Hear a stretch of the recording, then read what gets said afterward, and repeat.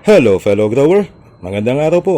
In this video, magpasibol naman tayo ng buto ng lansones.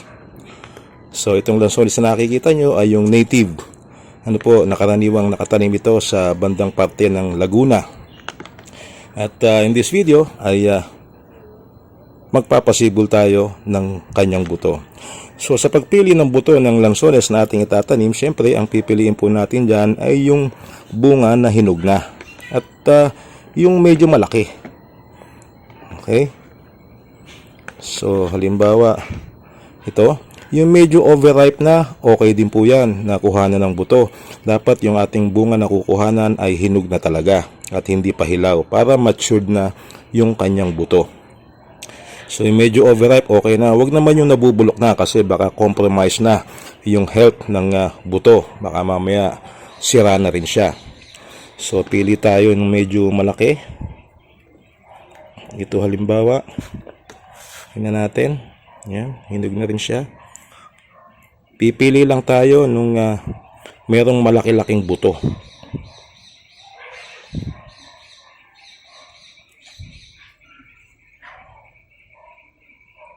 Ang ganda ng bunga nito. Pagka maliit ang buto, kagaya nito, pwede ring subukan yan. Pero kung mas malaki na buto, mas maganda. Okay, nakakuha na tayo ng ilang pirasong buto.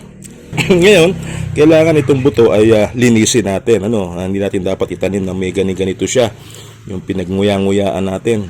Kasi pag direktang tinanim mo ito sa lupa, ay malamang na lalanggamin. At yung buto, baka makagat pa rin, masira pagka nagkaroon ng insekto. So, dapat yan lilinisin. Yung iba, hinuhugasan pa ito.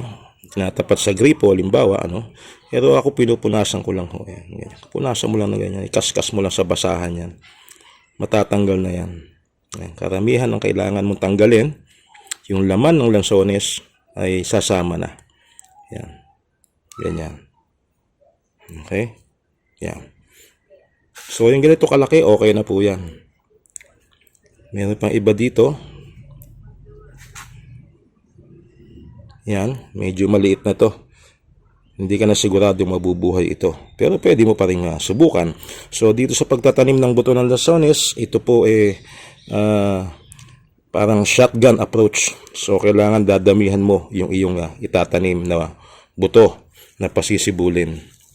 Para kung hindi man sumibol yung iba, ay meron namang ibang sisibol naman. Okay?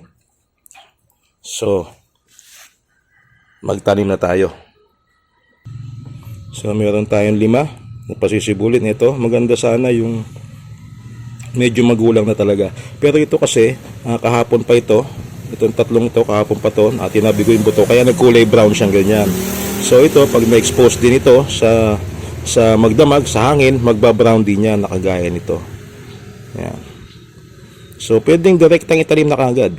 Okay? Pwede rin huwag munang itanim, pero huwag hahayaan na sobrang matuyo yung buto. Kasi po baka maging dormant na yon, baka mag-fail na siya. So yung ganito, itatanim na natin. Itatanim ko itong mga buto sa individual pots or polybag. Ano po? Ang size ng polybag na to ay 3x3x10. So, kailangan kasi medyo malalim kasi itong ating lansones, dahil puno ito, meron siyang taproot na kailangang makasisid pailalim. So, mas maganda na medyo malalim yung ating pagtataniman. And then, mga 1 inch lang. Tapos, lapat lang na ganyan ang pagkakalagay natin. Ilapat mo lang siyang ganyan. Patagilid lang, patihaya, kumbaga, ang ating lagay. And then, basahin natin ng tubig. Yan. In-adjust ko lang yung camera. Basahin natin mabuti. Pagka lumitaw yung buto, tabunan mo lang siya uli. Dapat yung buto nasa complete darkness para maimbita siya, mapilit siya na mag-germinate. Gaya ng isang yon, medyo sumilip. Tabunan natin. Yan. So, today is September 7. At magkakaroon tayo ng update pag meron ng sumibol sa kanila. O nga pala, ito, ilalagay ko lang sa lilim. Pwede itong sa may liwanag pero hindi maganda na direktang nasisikatan o naiinitan ng araw. So, semi-shaded area, pwede siya. Pwede rin siyang maulanan. Walang problema. Actually, nakakatulong yung ulan para mabilis mag-germinate, mabilis sumibol yung ating mga buto. So, today, September 7, let's have an update right after this video. Alright, today is September 25 at eto na ang resulta ng mga buto ng lansones na ating pinasibol. Nagsibulan naman sila. Ayan, ito medyo advanced, apat na yung dahon niya. Ito medyo mataas pero ayan, nag-uumpisa pa lang na bumuka yung kanyang dahon. Ito mas maliit. Ito pa. At doon sa 5 buto na ating pinasibol, merong isa na ito ngayon pa lang sumisibol o lumalabas. Ayan. Okay, medyo delayed itong isang ito. At di ko alam kung magtutuloy pa siya.